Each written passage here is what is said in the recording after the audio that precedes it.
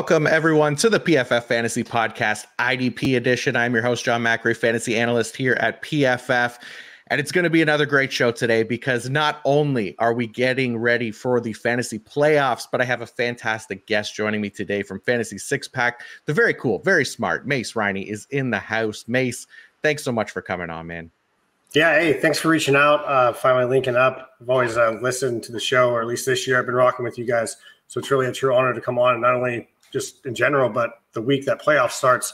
Pretty big week for most people, including myself. That's normally the week where the fantasy gods poop on me and I, get out. So try to help some people avoid that today.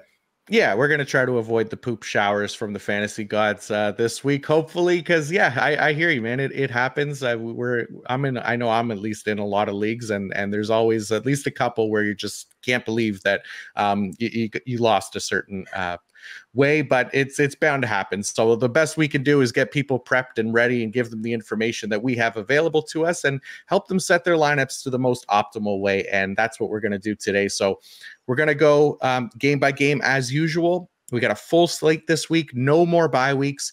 So I'll make sure to put all the timestamps in the episode description as always, so people again can jump around, find the games we're looking for. We'll cover all the main storylines for each team, focus on favorite, least favorite matchups. We've got the matchup-based visuals for the YouTube crowd. For YouTube, again, if you're watching on there, don't forget to like and subscribe. We really do appreciate that a lot. And yeah, I'll probably drop a little start-sit thread in the YouTube comment as well, so people can respond to that. Again, I think that was helpful as well. So other than that, we'll have the link to the IDP rankings on PFF.com and the link to the PFF IDP fantasy report in the episode description as well. So with all that said, we will do a quick ad break and then we will get into the Week 15 slate. And this is from our friends at Fabric by Gerber Life, our presenting sponsor here. As a parent, you've had to learn so many new skills to provide for your family, how to do copious amounts of laundry, meal plan for even the pickiest eater, and now how to protect your family's financial future. Fabric by Gerber Life provides an easy one-stop shop for your family's financial needs, offering high-quality term life insurance policies plus other financial solutions in one easy online hub. Fabric was designed by parents for parents to help you get a high-quality, surprisingly affordable term life insurance policy in less than 10 minutes. Fabric has flexible policies that fit your family and your budget with quality policies like $1 million in coverage for less than $1 a day. Get your personalized quote in just minutes and then apply when it's convenient for you. It's all online and on your schedule. You could go from start to covered in less than 10 minutes with no health exam required. Join the thousands of parents who trust Fabric to protect their family. Apply today in just minutes at meetfabric.com/fantasy. That's meetfabric.com/fantasy, meetfabric.com/fantasy. Policies issued by Western Southern Life Assurance Company, not available in certain states. Prices subject to underwriting and health questions. All right, Mace, we are going to get into it here, and we'll start off, as we always do, with Thursday night football. It is the Los Angeles Chargers, who will be without Justin Herbert, without Keenan Allen, without Joey Bosa, more importantly for the IDP folks, going up against the Las Vegas Raiders, who they didn't have a lot of stars to begin with outside of Max Crosby. So where do you want to get started with this game? Yeah, Thursday night football just does not disappoint, right? They just keep the ball rolling. I think they maybe had one or two games this year. But I just want to start in secondary. I mean, we know what we're getting with the defensive line. It's Max Crosby, whether he's doubtful or questionable or whateverable. He's probably going to play, right? He's the first guy I've ever seen since I've been playing fantasy that was doubtful and then came on the field.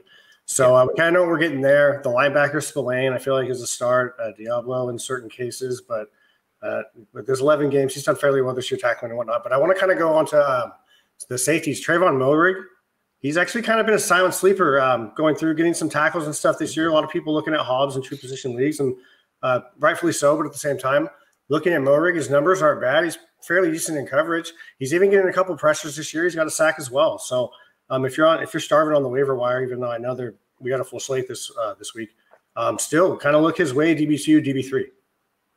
I like it. Yeah, Merrick's been solid for sure. And like you said, this is really kind of the first year for him in IDP relevancy as well, right? He's always kind of played that deep safety role and hasn't really moved from that spot. This year's moved around a little bit more, and it's created some more IDP production for him. So yeah, been very solid IDP. But yeah, I'm with you. It's a pretty straightforward defense to figure out for IDP purposes. Yeah, Max Crosby. I mean, again, I think 13 and a half sacks on the year, was dealing with the knee injury. There were talks about him not playing any for the rest of the season. They're going to try to shut him down. I don't think that's going to happen. He seems to want to be out there, and as long as he's still breathing, as he would say, he's still playing, and that means he's going to be in our IDP lineup. So we love that for sure. It is a short week for them, for the Raiders, obviously. So I do wonder if maybe they'll give him a few more snaps off than usual, which means he just basically isn't playing 100% of snaps. He's probably playing closer to 90, which is still an unreal number for a defensive lineman. So still no concerns for Max Crosby. On the Chargers side of things, another defense that's kind of straightforward as well. Is there anybody for the Chargers for you that kind of stands out as a favorite? I mean, Derwin James at safety, Khalil Mack has been excellent this year. Kenneth Murray's been solid. Anybody that you want to go into a little bit deeper here? I mean, not really. I do want to give props to Kenneth Murray Jr., at least for the IDP side of things. Kind of struggled last couple of years, didn't really find his role or anything like that. Maybe he's kind of coming to now. So it's kind of nice to see that. Tuli Liltu? I'm sorry. Yeah, pretty good. That's okay, pretty good. Yeah, butchered that pretty bad. If you have to get a guy to spot start, I feel like he might be the guy here. Rookie quarterback, and the Raiders might be without their starting running back as well, and they're without their starting coach of the season too. So it's just a mess all around. Yeah, that's a good call. I think he'll be lining up against Jermaine Illuminor as well. And like you said, Aiden O'Connell, it sounds like will be the starting quarterback for this game. And yeah, Khalil Mack, I mean, I know he didn't get the sacks last week, but the guy's still leading the NFL in sacks. So he'll have a nice matchup here against, I think it's Thayer Munford or something like that. Their left tackle. I don't even really know who that is. Did he have a handful of sacks the last time they played? Did he have that was like his first big one too? Or like 5 years. So. Yeah. So gotta like Khalil Mack's chances to add to that sack total this week. But yeah, Chargers defense, we know pretty much who they are. I mean, if you look at the matchups too, like the Raiders giving up the 26 most tackles to the safety position. So not ideal for Derwin James, but he's not leaving your lineup. It's probably more a case where we're not really as interested in somebody like an Alohi Gilman, for example. So it's not somebody that needs to be in lineups this week. But yeah, man, that does it for that Thursday night football game, which I'm sure will be an instant classic. Let's go on to the Minnesota Vikings at the Cincinnati Bengals. And we'll start with the Bengals side of things. So let me change the slide there. Yeah, we'll start with the Bengals side of things. And I guess just the linebackers really quickly. I mean, Logan Wilson's been really solid all year long. He's a starter in IDP leagues across the board. But Jermaine Pratt's probably the only one that's kind of on the fringes of starting for some people. But nice matchup here against Minnesota, giving up the 7th most tackles per game to the linebacker position. The only real thing to be concerned about with Jermaine Pratt is the fluctuating snap share. He goes between 80 and 95% of snaps on any given week. And we've seen that kind of create some inconsistencies in his production. He's had multiple double-digit tackle games. He's had a few stinkers with just 2 or 3 tackles in a game as well. And a lower snap share is a big reason for that. So Jermaine Pratt probably still more in that LB3 range, even in a nice matchup, just because the potential for a lower snap share. But still really like him. He's been solid when he does get those snaps. We just don't necessarily know exactly when they're going to come. So that's the linebackers. Dax Hill, another one that we're starting. He's been excellent this year. The only other one is Jordan Battle. So Jordan Battle is the starter there technically, but still waiting on that 100% snap share game from him. They seem to still want to put Nick Scott out there for a handful of snaps. So we're just kind of waiting for them to heat Nick Scott into oblivion. But yeah, before we could fully trust Jordan Battle, but he'll be fine in deeper leagues. And yeah, other than that, I mean, Trey Hendrickson for sure. He's been excellent. 90.2 pass rush grade on the year, 13.5 sacks. He is going up against Christian Darrisaw this week, who is our 2nd highest graded offensive tackle overall and as a pass blocker, but should be a nice matchup to watch. I think you're still starting Trey Hendrickson just for the talent and potential as a pass rusher alone, and Sam Hubbard in the lower end of DT or edge 2 range for me this week. How about you for the Bengals? Anything else? Did I miss anything? No, yeah, I wanted to shout out Hendrickson. I mean, obviously the writing's on the wall with him. You know what you get, but he's on a 5-game sack streak, and then last game I think he had 2. So like you said, you can't help but throw him in there. Also, BJ Hill up against Brandel. That might be Nice. They might have to bring an extra person over for Hendrickson, clear up Hubbard one-on-one, and then you have BJ Hill just lighting it up. I know the Vikings like to run up the middle, but they're also kind of hurt at running back as well. So nice. Yeah, I like that. And yeah, we don't know what we're going to get out of Nick Mullins at quarterback either, right? So we don't really have like a pressure to sack conversion rate on him this year, but it'll be interesting to see how he kind of reacts to the Bengals' ability to bring some pressure there with Hendrickson. And like you said, Hill, nice little pocket collapser there in the middle for those DT required leagues. On the Minnesota Vikings side of things, Ivan Pace Jr. has continued to be excellent since he's taken over as a full-time starter. Highest graded rookie linebacker this season, 80.2 overall grade, highest in coverage as well, 84.7. Not really close either. He's just been excellent. This is a guy that now has sacks in back-to-back games as well, which is just, again, the beauty of his fit in this Brian Flores defense. We saw that a ton at Cincinnati last year. He had 12 sacks in college on top of 120 tackles. They blitzed him a ton. Flores using him very similarly there this year with 80 pass rush attempts on the year out of 316 pass down snaps. So that's a 25% blitz rate for Ivan Pace. And he definitely has the potential to get home with those sacks. So that combined with the 100% snap share in a zone heavy defense makes him a nice tackler as well. Love Ivan Pace. I think I have him as LB 14 this week, even though it's basically a neutral matchup against the Bengals. Yeah, I think I have him at LB 19 or something like that as well. But I mean, how could you not? Like, wasn't he IDP or LB1 at least last week? Like, he had a monster week. I also wanted to shout out DJ Wanham. He's up against Williams, who has 7 sacks this year. So maybe they can create something going like that. Daniel Hunter, like you said, straight beast. Bynum having an amazing season as well, kind of taking the spotlight away from Harrison Smith, although Harrison Smith has been decent for some games. And then they also have Metellus. How do you say it? Meculus? Oh, Metellus, yeah. Yeah, Metellus. Sorry, yeah. He's a nice guy to kind of rotate in there. I'm absolutely horrible with names, so I'll do my best here. But yeah, man, he's another guy playing slot and also rotating in their safety as well. So a big play guy, shutdown guy. Yeah, I love Josh Metellus. He's been such a fun player. They're rolling all 3 safeties out there for 100% of snaps, and like you said, he'll play in the slot, plays a ton in the box. So he's really my favorite of the group here. At least this week, I have him as safety 10. Bynum's right there at safety 12. So Harrison Smith a little bit farther behind at safety 25, but not really somebody that you're fading for any particular reason, other than there's 3 of them there. So other than that, decent matchup for the corners. The Bengals giving up the 9th most tackles per game to the cornerback position, but Byron Murphy's probably the most interesting one for the Vikings for me this week. I have as CB23, so nothing too crazy there. All right, yeah. Let's go to the Chicago Bears and the Cleveland Browns. Mace, where do you want to start with this game? Myles Garrett, I guess, just kind of knock it out of the way. I still have him in my top, and I think I might have him as like DL4. I know that the offense for the Bears has kind of been picking up speed, but at the same time, Justin Fields does hold on to the ball a lot, I feel like, to extend the play and really runs around. So, I'm definitely going to start Myles Garrett, but it could go anywhere. Delpit just hit IR. And then there's another lineman that I wanted to talk about, and I think he just hit IR too. So I don't even know if they're going to have a whole team. They got Juan Thornhill, who's also questionable. Rodney McLeod is on IR, so I don't really know what these guys are going to be doing, man. What do you think?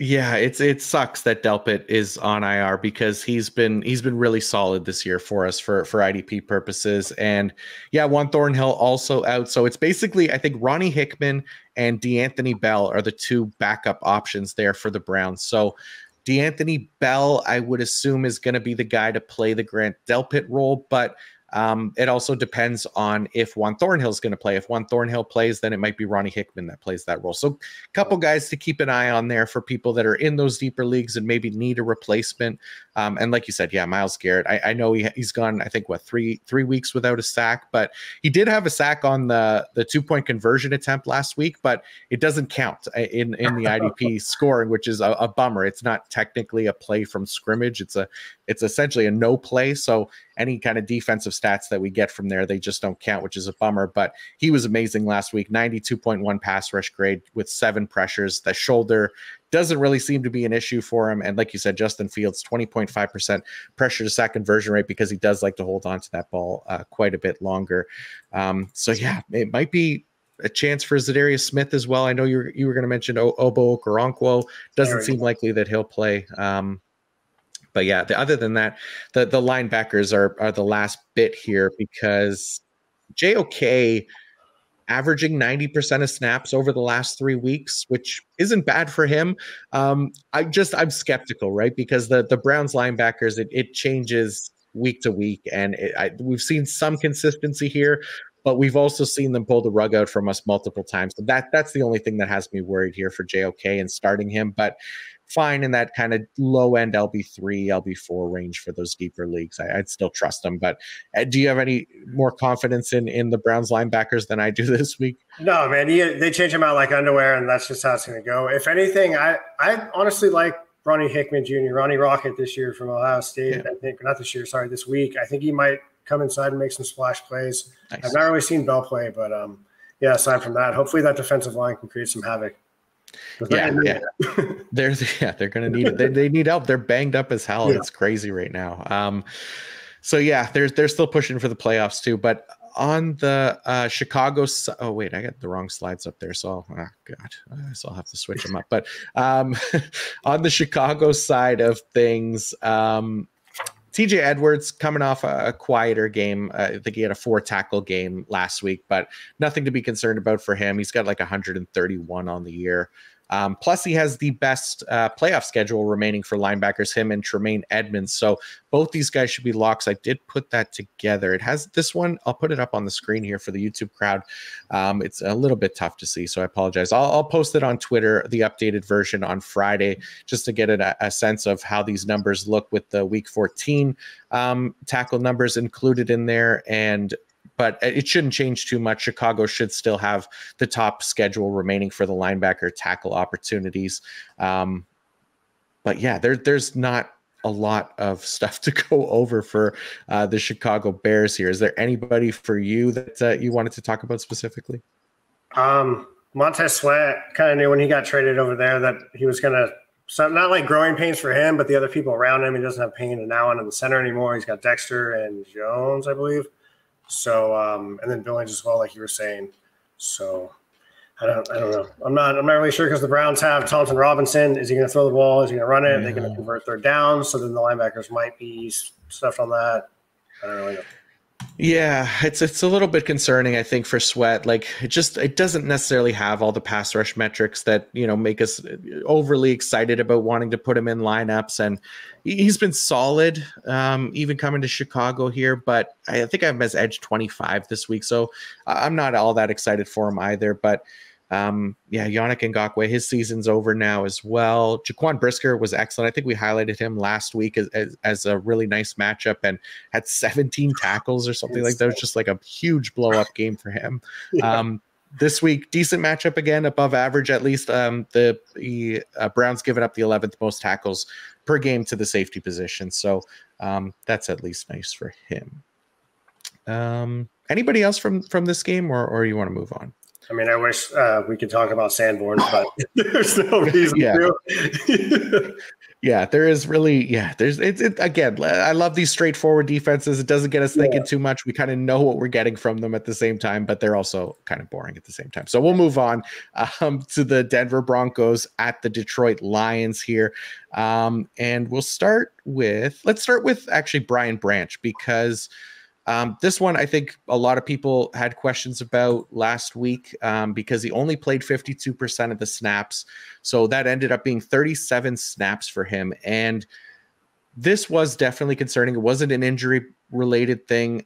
Essentially, what the Lions were doing with Brian Branch last week was they only played him when Chicago was in 11 personnel. So when they had 3 wide receivers out there, Branch was out there. If they had anything else personnel wise, Branch was on the sideline. So this hasn't really been a typical game plan or how they've utilized Branch this year, which is interesting to see if it'll be a one-off or if it'll be a trend kind of going forward. But at this point in the season, first week of the fantasy playoffs, it's got me concerned enough that I'm not betting on it being a one-off thing. I'm leaving him on benches this week because going against the Broncos also have a well below average deployment of 11 personnel, 54%. So again, if he's playing 50% of snaps, look, he ended up with 3 tackles last week. It's just potential for really low output, and we don't need that in the fantasy playoffs when all the teams are good that we're playing against. So just not enough snaps there to trust him this week. I would be benching Brian Branch where I can this week and avoiding that situation altogether. Yeah, no, that's a good call. I mean, they've got Sutton and Judy, and then like Will Jordan Humphrey for and stuff. They don't really have a lot of options. I think they have more success with the double tight end, anyways. At least help with the blocking. Aiden Hutchinson probably going to eat against Mike McGlinchey. He's struggled at times. He's kind of a hothead player. I'm a Niner fan. I've seen it happen. He'll get eaten up, and I feel like Hutchinson is the kind of guy that's going to do that. We kind of know that, though. Frank Kaminsky might be a good kind of start if you can get him in a league, but I don't know, he's just one of those rotational guys as well, but he's kind of been popping up in certain places. But I'm not sure. It's crazy that Branch is kind of taken, I guess, not like a step back, but it is his first year, so maybe they're trying to put him in different spots, seeing what they've got. I know Gardner Johnson maybe comes back next week. I'm not really sure. He's been on IR for a while, so not really sure what they got cooking with him. So it's kind of strange for him not to be in that true safety role and him just out there. Yeah, it'll be interesting to see if he comes back at all. I probably would lean to him not making it back in time for IDP purposes, but we'll see what happens there. But yeah, Branch, unfortunately, we've seen the Lions do this with their rookies, right? We saw it with Jack Campbell, them putting his playing time up and then scaling it back down. Jahmyr Gibbs has been up and down as well. So I just don't think you could trust Brian Branch this week. Alex Anzalone, the lone every down linebacker there for the Lions, and in a decent matchup going against the Denver Broncos, who are giving up the 8th most tackles per game to the linebacker position. And as much as I give him a hard time, Alex Anzalone has been solid this year, but still like LB 25 for me, so just outside that top 24 range. But other than that, I'm with you, Aiden Hutchinson. Absolutely. I think we talked about him due for a sack last week, and he delivered. So hopefully gets another one here this week and gets a little streak going for the fantasy playoffs. So do you think that they're going to be rolling out with Campbell more or just keep going with Barnes? Because they've kind of – I don't know. I've been trying to guess, and Campbell has had some spike weeks, but it's been on like the 50% usage. So – yeah, that's the thing, right? Like he I think tied for the team lead in total tackles last week, right? I think him and maybe Anzalone had 9 each, but yeah, like you said, only 50% of the snaps, and it just seems like they want to give Derek Barnes more playing time. Coaches are weird like that. They love their veterans, right? They're worried about rookies and them making mistakes and easing them in and things like that. So I get it from that perspective, but yeah, you look at the competition for snaps and you're like, you want Jack Campbell to be, at least the second linebacker there, but doesn't seem like his dad, Dan Campbell, is gonna let that happen, unfortunately. So yeah, for now, I think we just kind of avoid Jack Campbell. I know the 9 tackles is nice, but unless you're in like the deepest of leagues, really, I don't think you could trust them on especially this week in the fantasy playoffs. Yeah, I wouldn't do it. It's risky. Yeah. How about on the Denver side of things? Anybody that you want to start with these guys? I could start with something too. Death taxes and Alex Singleton. He never stopped stopping. He's the Energizer Bunny. It was kind of nice to see Jewel get involved last week as well up there. Let's see, just looking at it. I don't really, aside from those two, I mean, Locke's been good. The suspended safety is supposed to be coming back next week. Kareem Jackson, not really sure. Is it next week or the week after? I think it might be the week after, I want to say. Okay. Yeah. So I know a lot of people, at least myself, hoping that he keeps that Locke keeps the job. Yeah. Not really sure what's going to happen there, but yeah, I don't really know. I hope so. Yeah, Locke's been really good. 22 total tackles and 3 sacks across his last 3 games. So that's been nice to see. And it's not even like he's blitzing a ton either. I think he has just 6 pass rush attempts over those 3 games. He's just converted them into sacks pretty easily for some reason. So yeah, like you said, Alex Singleton as well, looking to kind of regain that tackle efficiency thrown. He's currently at 16% for the year, which is tied for 4th among linebackers. Landon Roberts is first with 16.9%. So not far behind there. He's coming off a nice 20% plus tackle efficiency game. And could be another nice week for him going against the Lions. The Lions giving up the 11th most tackles per game to the linebacker position. So I got Kingleton as LB7 this week. Nice. Yeah, I got him at LB4. I also want to give Zach Allen a shout. He's got the most pressures on the team. Going up against a not so amazing lineman in Ayahuasca. That one I don't know. I'll remember the defensive player names, but if I get like a screwy offensive lineman name, there's no chance, man. So just a pretty good matchup for the 25th ranked defensive interior lineman by PFF. Nice. Yeah, that is nice. Yeah, Zach Allen's been solid for sure. I think I'm DT 14 this week, but nice matchup for tackles as well. The Lions giving up the 4th most tackles per game to the defensive line position. So he's really kind of the main guy there that I think for IDP purposes that we're trusting on a consistent basis. So good shout there for sure. Anybody else for Denver, Detroit? I feel like that pretty much covers everybody. There's not, Jaquan McMillian has been really good at corner, but not an every down role. We've seen his snaps kind of go up and down. So a little bit shaky to start, but he's had some big plays to make up for it. So that's been the nice thing for him, but just something to keep in mind for people that see Jaquan McMillian. They see the large point totals. Just know that they could fluctuate a little bit here if he doesn't deliver on those big plays just because he's not playing an every down role. So just somebody to be aware of there. All right, let's move to the Tampa Bay Buccaneers at the Green Bay Packers. Where do you want to start with this one, Mace? So just the Green Bay defense. We'll start at the heart of it. Campbell, I think, is good to go for this week, but Quay Walker didn't practice today. I guess I'll report on that. Right. So you got McDuffie filling in there. I don't really feel that great about him. He's very sporadic. Let's see. Yeah, okay. One thing I did notice, this isn't really IDP related, but Ballantyne and Valentine, almost the same but different. They'll probably get their work. Evans has got over 1,000 yards this year, and you can't really shake Godwin. You gotta account for him. So Rashawn Gary has looked very good this year, and I think Clark is going to have a big week up against Stinney. Nice. Yeah. Kenny Clark's, a really solid pick there because, he's been quiet for IDP purposes, but just, again, continuing to be a really good NFL player, and that can translate to IDP when we need it, especially in those good matchups. So good call there. And Rashawn Gary, he did not deliver on that kind of dream matchup that we highlighted last week on the show, going against the Giants and Tommy Cutlets there on Monday night. And really was hoping for at least a sack in that game. I thought maybe he had potential for a couple, but didn't even get one, unfortunately. So that was a bit of a bummer to see from Rashawn Gary. But like you said, he's been really good. You bet on the talent. These games happen all the time, even for the best pass rushers. So not overly concerned there. I think I'm as edge 16 this week. So still a starter for the most part. But like you said, Quay Walker, no practice on Wednesday. So could be another Devondre Campbell, Isaiah McDuffie week.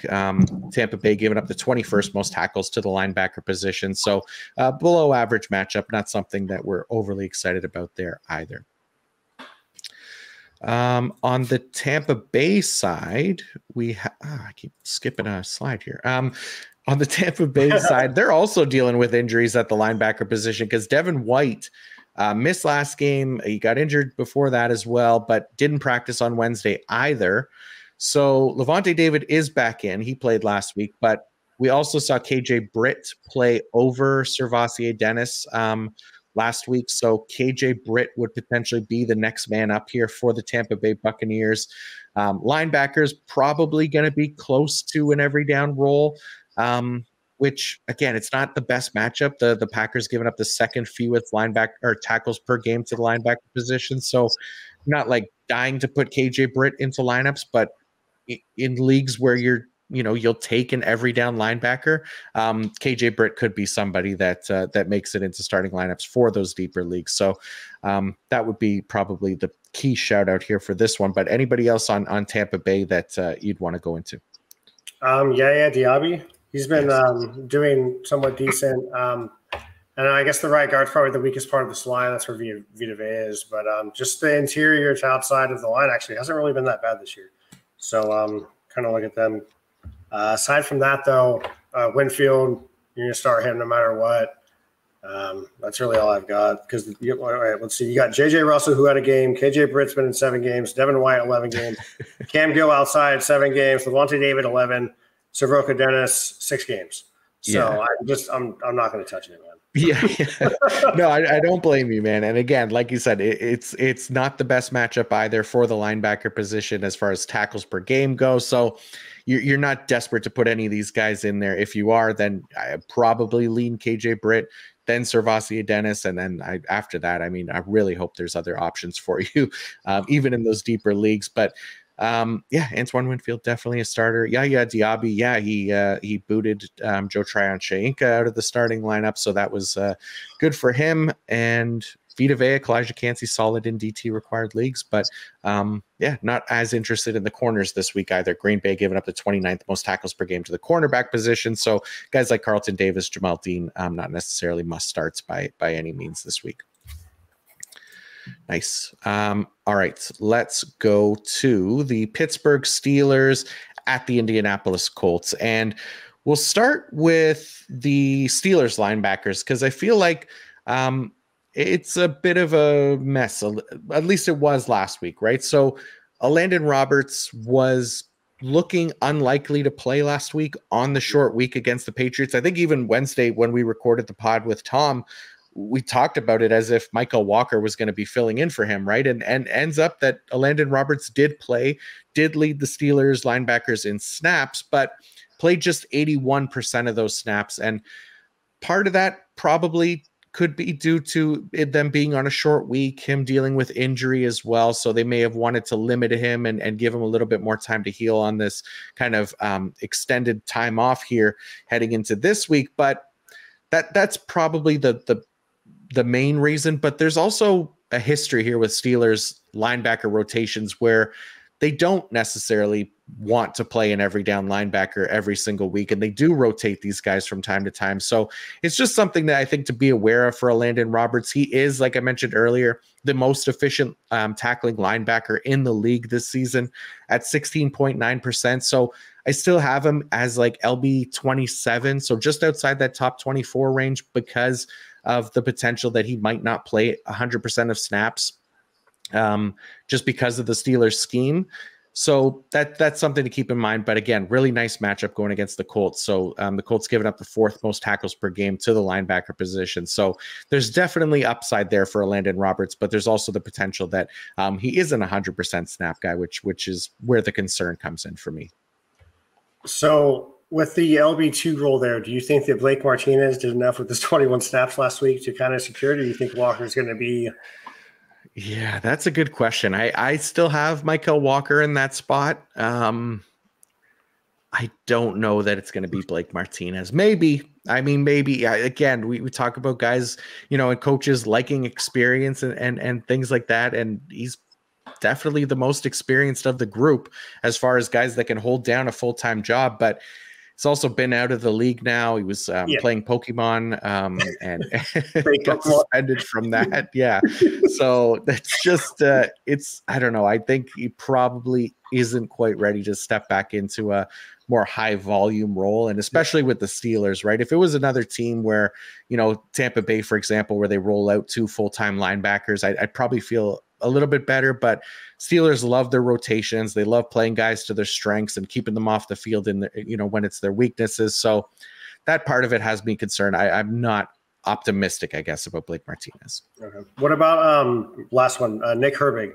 We've got TJ Watt and Alex Highsmith in concussion protocol. I'm not sure if they've cleared it yet. It might, but yeah. So TJ Watt TJ Watt did clear. I just saw that. That literally just came through like maybe 10 minutes before we started recording. TJ Watt cleared concussion protocol. So he'll be good to go this week. But Alex Highsmith did leave last game. I thought it was a neck injury, but yeah, it looked like it was concussion protocol that he's in now. So Nick Herbig, fun player, decent pass rush metrics coming out of college. I think there's opportunity there that they may lean on him in a volume heavy role if Alex Highsmith isn't available. So I don't mind Nick Herbig. There's a decent tackle floor potential there going against the Colts as well, who give up the third most tackles per game to the defensive line position. And he's got some talent as a pass rusher. It's I think for people looking in those deeper leagues, looking for a streamer, Nick Herbig could be somebody I'd consider this week for sure. Oh. But yeah, other than that, we're starting Minka. We're starting Cam Hayward in DT required leagues. So that, for me at least, pretty much does it for the Steelers. Is there anybody else you wanted to talk about on that team? No, the Steelers they have a really good defense, especially for IDP. It's just that offense, man. They can't figure it out. Yeah, unfortunately, I think we're going to get Mitchell Trubisky again at quarterback this week. So we'll see how the Colts defense responds to that. So let's talk a little bit about that Colts defense. And we saw EJ Speed miss last game. So Zaire Franklin, obviously, he's a starter. He's playing. We're leaving him in IDP lineups. But there is an interesting replacement for EJ Speed if he's not able to go this week. I feel like he'll probably be able to go, so this could be worthless. But Ronnie Harrison, he had to pick 6 last week. But I think more importantly for IDP leagues is he's somebody that in most formats is designated as a safety. So whenever you can get a safety who's playing a linebacker position, that's a nice little cheat code to kind of take advantage of. So keep an eye on that if EJ Speed is going to miss this game, which again, I don't think he is, but you never know. So Ronnie Harrison could definitely be somebody to try to plug into the safety spot for you as a linebacker. So I do like that. Yeah. On the line, Buckner, I think you got to start him regardless, no matter what. But I wanted to call out Samson Ebukam. I think he's got a fairly good matchup this week, and he's got I think he's having the best year of his career, man. He was decent in San Francisco, a good spot starter. He's kind of gotten more reins here, and he's doing great with the line that they have. More, I think, in cornerback leagues, you got to start him, right? And then Blackman, I don't DB2, DB3, but aside from that, I'm good. Yeah, that's pretty much it, right? I liked him coming into the year, just hasn't really had that kind of breakout year that I thought he would. He's had some good games, but mostly inconsistent. But yeah, Ebukam's been solid for sure. He's been a fun player this year. I like him. Kenny Moore, I think I have a CB2 this week. Julian Blackman in that safety 2 range for me as well. So that does pretty much cover it. Yeah, I think that's it. All right, sweet. We are firing them off here. We're getting the information out there, Mace. I love it. Let's move to the New York Jets and the Miami Dolphins. Anybody that you want to start with for these two teams?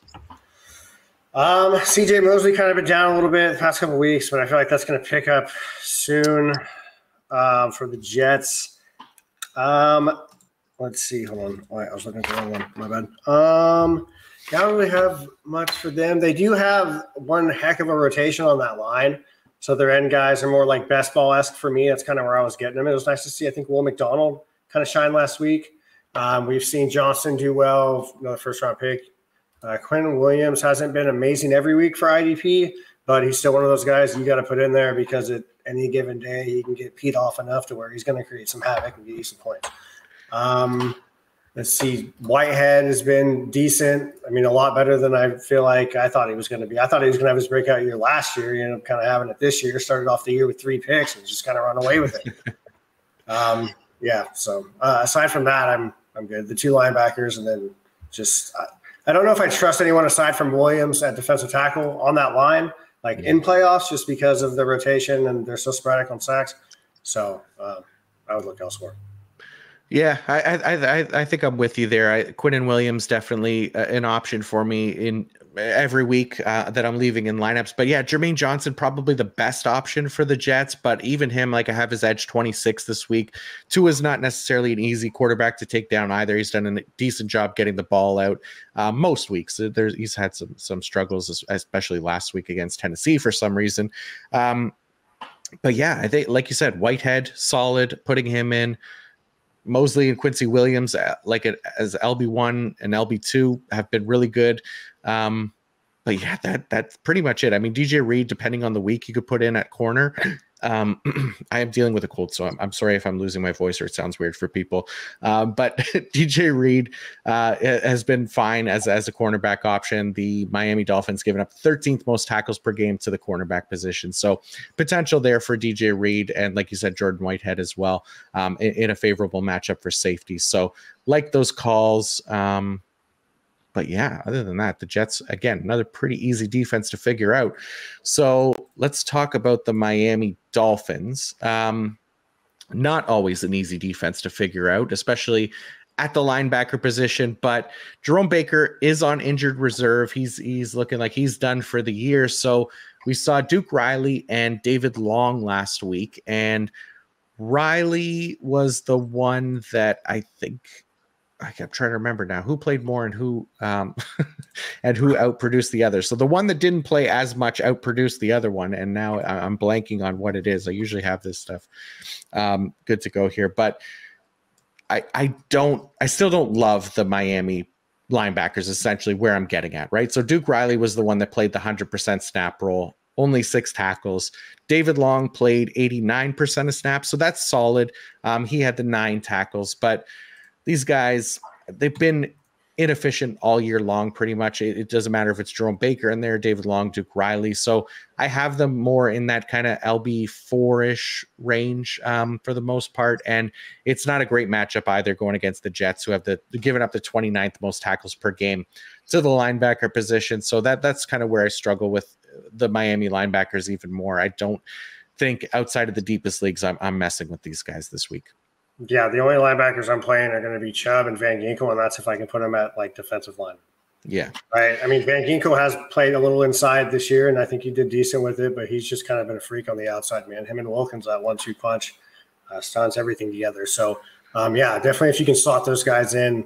And then Holland has been sporadic, really top, kind of mid too. So, I mean, I guess if you really have to, DB2, I'm all right with that, but I'm really only going to start Van Ginkel and Chubb on the defensive line. Yeah, I'm with you. Yeah, the defensive line guys have been kind of the stars there. Van Ginkel, Chubb, Wilkins. I mean, Jalen Phillips when he was out there, RIP. But Andrew Van Ginkel, yeah. Unfortunately, like Van Ginkel, like he's played really well, hasn't had a sack since week 5 of this season, which is kind of crazy. But I also thought he kind of got screwed over for a sack by the stat collectors of the NFL in week 13, I think it was. Mm-hmm.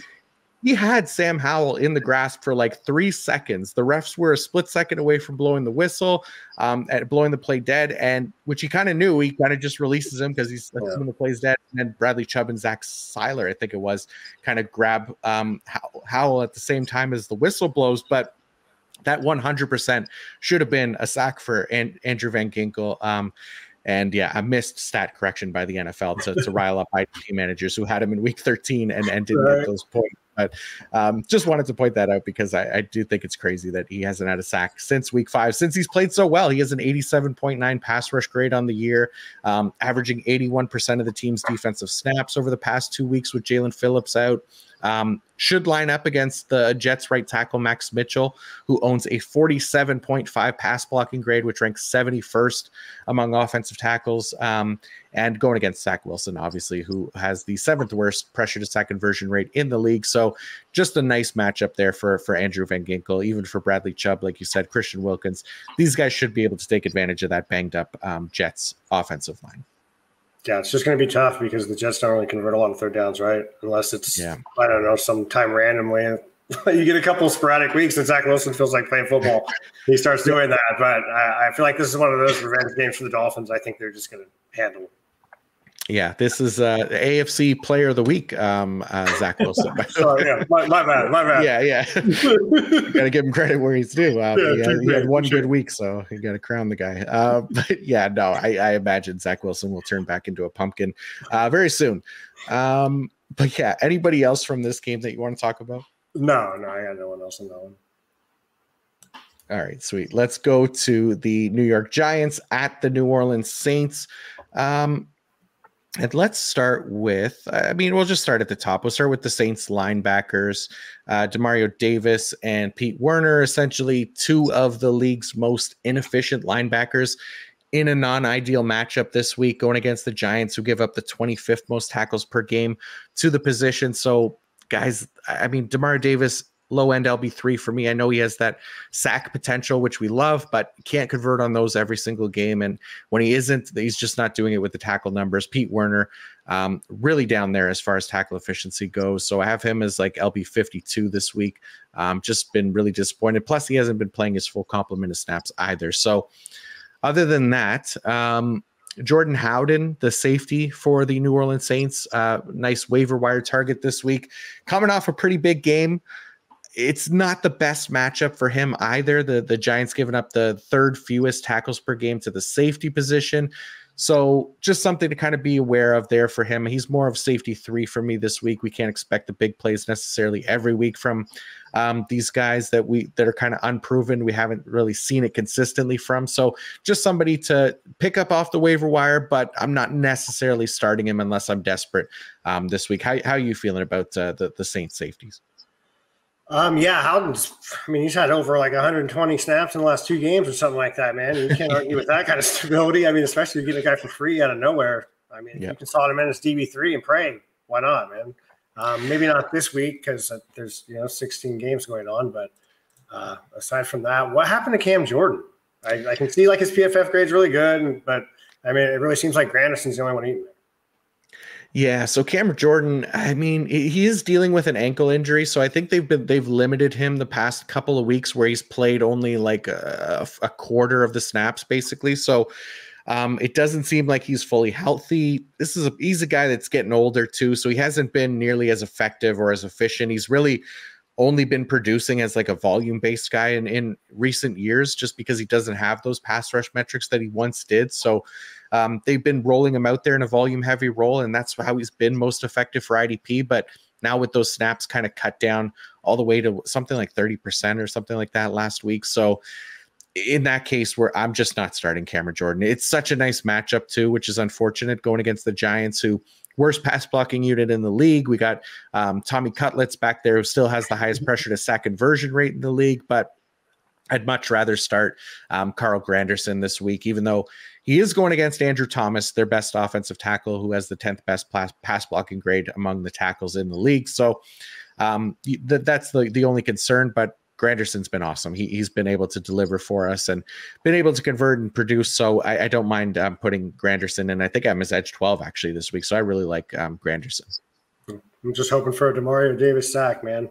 Yeah, that you do. You kind of have to hope for the sacks with Demario Davis, I think, right? Because like 4 or 5 tackles that he gets, it just doesn't get it done. So if he gets a sack, that definitely makes a big difference.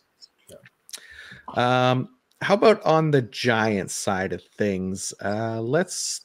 Anybody really? I think because this is another defense to me that feels pretty straightforward, right? Kayvon Thibodeau, I'm fine putting him in that kind of edge 2 range because he's just playing a ton of snaps. He's been converting. Dexter Lawrence has been amazing this year. DT required leagues. He's somebody that you're starting. Xavier McKinney, solid safety. Jason Penix, deeper leagues, solid safety. Bobby O, great linebacker option. Micah McFadden, deeper leagues, not playing an every down role. Is there anybody else really for the Giants that you have question marks about or that you're really interested in this week? Not that I'm interested in, but since you said question mark, Isaiah Simmons, just his career overall, I'm really I have no idea what's going on. I honestly thought he'd come in and just take more snaps, but he really hasn't. He's kind of the third guy in that linebacker pecking order. But aside from the big names there, like you said, there isn't really much meat on the bone left. So. Yeah, there's not a ton, right? And it's a nice matchup for Bobby Okereke. who the Giants give, or the Saints giving up the 6th most tackles per game to the linebacker position. So Bobby O I have as LB4 this week. Really like him, but everybody else kind of being ranked essentially where they've been ranked all season long. So if you've been starting them, you can keep starting them. You don't have to worry too much about, overly bad matchups or anything like that this week. I think the Saints only have Olave when they got A.T. Perry and Bowden. So you're going to see a lot of probably coming out of the backfield. So it'll probably be good for the linebackers as well. Feasting on that. Yeah, I do like that. All right, yeah, let's keep it rolling then, because we'll do a quick ad break here from our friends at Prize Picks. Prize Picks is a skill-based, real money daily fantasy sports game. How does it work? You pick 2 to 6 players. If they will go more or less than their Prize Picks projection, you can win up to 25 times your money on any entry. So, Mace, we got a couple defensive props up there. Not a ton right now. I'm sure they'll put up more as there's games on Saturday this week as well. I was looking for a Thursday night prop for the IDP side of things. Again, not a ton that I love, but the one that I think I like the most is Khalil Mack to get more than 0.75 of a sack. So basically get 1 sack. And again, going up against Aiden O'Connell at quarterback. Didn't have the sack last week, but he did have 5 pressures, has an 80.6 pass rush grade on the year. Leads the NFL in sacks, as we know, and he's going up against Thayer Munford, 57.2 pass block grade. So really like the potential for a Khalil Mack sack this week. And then, another one that I like is David Montgomery. Anytime touchdown going against the Broncos, who have given up the 5th most goal-to-go plays in the league. They've allowed 13 rushing touchdowns. They've allowed the most rushing yards against. Monty, I put here, and immediately my IDP brain went right. IDP, yeah. David Montgomery has 10 rushing touchdowns on the year, but it doesn't even have to be a rushing touchdown for him, even though that's more likely than anything. It just needs to end up in the end zone here, David Montgomery. So that was the other one that I liked here for Prize Picks this week. So at Prize Picks, you aren't competing against other people. It's just you versus the projections. Go to prizepicks.com/PFF fantasy. Use code PFF fantasy for a first deposit match up to $100. Again, that's prizepicks.com/PFF fantasy. Use code PFF fantasy for first deposit match up to $100. All right, Mace, let's keep it rolling here, and we'll go on to the Houston Texans at the Tennessee Titans. Anywhere in particular that you want to start with this game? Azeez Al-Shaair, man. Nice. Being a 49er fan, I love that he got an opportunity. It was a mercenary contract, and honestly, after seeing what he's done this year, I'm really hoping that he either signs with the Titans for a future or he goes and gets a better contract. Jack Gibbons getting some more time. Was he on the injury report? I didn't see Gibbons. Okay, maybe not. Right. I thought maybe I'm tripping. Let's see.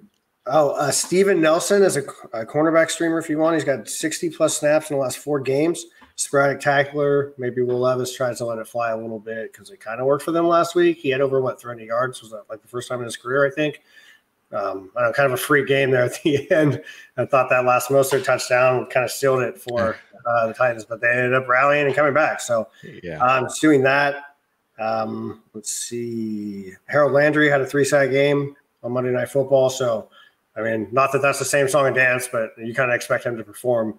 That's kind of nice. So aside from that, I've liked Arden Key. Autry's been a bright light this year for them as well. Yeah. Nice little spot starter. So aside from that, nothing really though. Yeah, I really like Autry.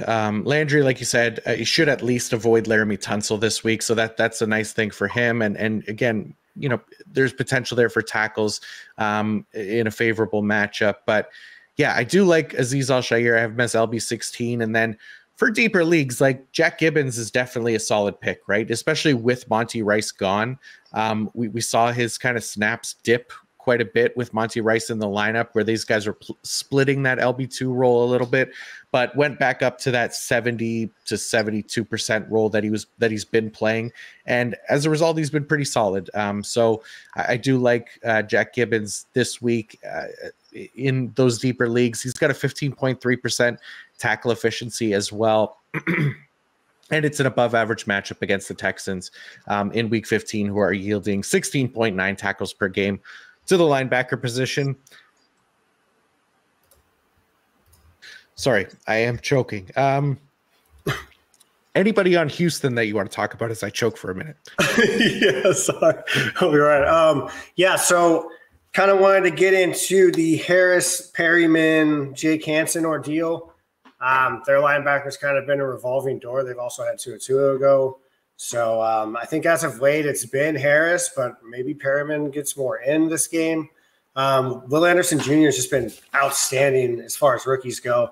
I don't really think there's a doubt in anyone's mind that he was the DL1, I guess, last season, or the defensive end one. And he's really been showing it. But his counterpart, Grenard, man, he's just been – I don't know, he's been really, really good. Maybe Jerry Hughes comes in if Will Anderson can't go, but I'm not going to start him or anything like that. They've also got Dylan Horton and Maji Sanders, but I'm not going to take my chances on that. So if you can't start Grenard, though, I would definitely go for that. I'm staying away from the linebackers. Jalen Petrie, I feel like you got, or at least you've talked about it every week, to where he's just been like, I don't know, not what a lot of managers were spending to get him. But Ward kind of been decent in relief, spot starter, best ball hero, I think. So yeah, aside from Grenard, Anderson, I'm not really feeling the Texans. Yeah, I'm kind of with you here because Blake Cashman would be somebody that I'd like, but dealing with the hamstring injury doesn't seem like he'll play. So it could be more Perriman this week. It could be more Harris. We just don't know, right? So it's not necessarily a situation you want to mess with. Again, not a great matchup either. 30th most tackles per game to the linebacker position. So it's if it was a more favorable matchup, you might be more enticed to put one of those guys in the lineup. But like you said, Jonathan Greenard, I mean, he just took advantage of a really nice matchup last week too. Against the Jets, had 2 sacks, draws another really nice matchup against the Titans, who have had pretty significant issues at the tackle positions. He should line up mostly against Jalen Duncan, who owns a 46.8 pass blocking grade, which is 75th among 88 qualifying offensive tackles. He's just done a nice job converting. So really like Jonathan Greenard, like that call there from you for sure. Man, being sick sucks. This is it's brutal to try to talk through, but we're doing our best. It's the fantasy playoffs. We have to get through it here. We have to get the information out there. So we battle for the good people listening. It's kind of just like the teams out there dealing with injuries and everything else. Yeah, you gotta put through, right? Yeah, nobody's 100% in week 15 here, so we're me included. But we'll battle through. We only got a few more here. How about the Atlanta Falcons at the Carolina Panthers? Let's move over to that game because I think we could start with Derek Brown, the defensive tackle, because kind of talked about him a little bit last week with Tom about him being such an efficient tackler. Like, he is on an incredible pace here for an interior defensive lineman, currently sitting at a career high 74 tackles for the season. He's on pace for almost 100 on the year. And then this week now draws a matchup against the Falcons, who are giving up the second most tackles per game to the defensive line position at 21.8. So this is a guy, 11.3% tackle rate is easily the best at the defensive line position this season, minimum 50% of the snaps played. And it's even better than some starting linebackers, guys like Caden Ellis, who is at 11%, Nicholas Morrow at 10.3%, Pete Werner at 10.2%, Demario Davis 10.1%, Devin White 9.1%. So this guy has been so efficient. He's been more efficient than the most efficient tackling position. So than some of those guys. These guys are starters as well. So just the 1 sack on the year for him, but 33 pressures, 77.1 pass rush grade. He's a better pass rusher than his sacks would indicate, but we're starting him for the tackles, and he is racking them up. Yeah, I mean, how can you not, right? And the crazy thing is they don't really have a lot of linebacker options aside from Frankie Louvu, so it's kind of nice that he's scooping up those tackles for them. He's second on the team. He's got 33 pressures, like you said. He's leading in pressures. It's just the sacks haven't really paid off. He does have 10 quarterback hits, though, so I mean, he's in the area. But, yeah, he's definitely been – I don't think he was in the beginning of anyone's draft. He was more of like a late round flyer guy. People were kind of going just because who else was going to be there. Like, I don't want to take Gross Matos. So, yeah, that's a great call there. Nice. But yeah, other than that for Carolina, I mean, Frankie Louvu, he's been solid. We could start him, no problem. The safeties are a little bit inconsistent. Von Bell, probably the best option, but he's questionable. We'll see if he plays or not. Okay. it's a decent matchup against Atlanta, 12th most tackles per game to the safety position. But Von Bell still just kind of outside of that top 24 safety range for me. Brian Burns, he's been fine, edge 15 for me. I don't think we're necessarily ready to bench him just yet. Still putting up sack numbers, even though the pass rush metrics haven't been amazing by any means. He's been really solid. Anybody else for Carolina for you? No one for Carolina. But Burns, I had him as like DL6, I think, at the beginning of the year, and it's kind of just been sad to kind of see him fall. Yeah. Just, not so horrible, but as far as expectation goes, I think where I drafted him at least, I'm kind of peeved. I don't think you're the only one. I mean, a lot of people had high expectations for him to kind of take another step this year, and he's really just kind of plateaued over the past 2 or 3 seasons as far as like his metrics and his pass rush ability goes. And it has been disappointing. I think if you had expectations that he would take another step, and I mean, he really should have. He's got all the tools that we're really looking for a pass rusher, but just hasn't done it. And part of it too, he's really the only pass rusher on that defensive line, so does get a lot of the attention there. So that probably hurts him a little bit, but still been solid, just not amazing this year. How about for the Falcons side of things? Anybody that you want to start with for them? Yeah, I just want to talk about Jesse Bates for a second. Yeah. He's outside the top 50 in box snaps. He's got 103 tackles, only 4 pressures. He's only been targeted 28 times as a free safety. He's got 5 interceptions, and he's like one of the top IDP assets. Like, I just don't understand, like, stat-wise, mathematically, looking at everything or where he's aligned and stuff, like, it doesn't make sense. But it's almost like a Winfield kind of deal where he is just everywhere. He just seeks the ball out and goes. So it's been really just a treat to see him do that, because I kind of thought maybe not what he was doing to a T, but, like, I feel like Grant would have the points that Bates should have. You know what I mean? At least from the beginning of the season, looking inward, that's kind of what I was thinking.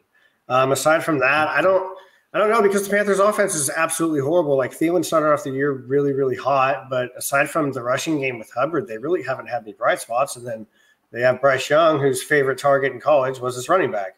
So I don't really know if I like any of the wide receivers. I guess if I had to, I'd go with Phillips, just because I don't think he's going to target AJ Terrell. But I mean, I don't even know if he's going to target anyone. So.